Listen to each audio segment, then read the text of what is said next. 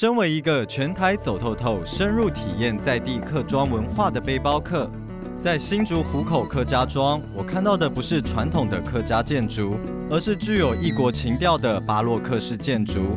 我很想知道湖口老街是如何演变成红砖拱墙的面貌。赶快来请教最了解湖口在地故事的罗老师。因为这边不是算是客家庄，然后也是都是住客家人。对。那为什么会用这样的建筑方式，而不是用自己客家的建筑方式？是，我觉得这是一个商业文化跟全球性的，或者至少是南亚、东亚式的这种建筑风格的比较大的力量，影响了传统的建筑。因为传统建筑，如客家在不管是围龙屋式的，或者是到对闽南式的合院式建筑，它都有一个难题，它不方便做生意。对，所以以前跟现在的湖口是有不一样的地方。是，因为在铁路盖好之后，火车站就设在那个街。刚刚的天主堂。对，所以这个整个等于是站前的商业广场。所以后来决定在这里建街，老的街道进去一点，拆掉，重新盖的这条街，这条街就叫新街。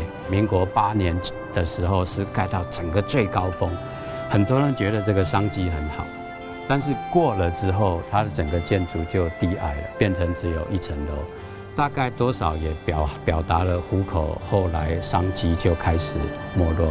火车站几年后就移到北边3公里以外的新湖口，那然后湖口老街就急速冷冻了，反而保留了这个建筑了。街头不是3元宫吗？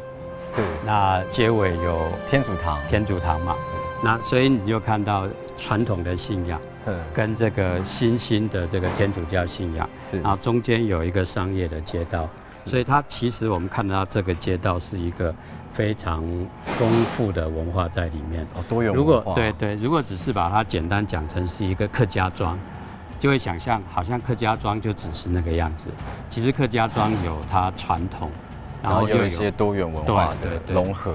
有别于传统合院式的客家建筑，位于交通要道的湖口老街是站前商店街，因此在地客家人为了方便做生意，采用了宽广齐楼大拱门的建筑设计。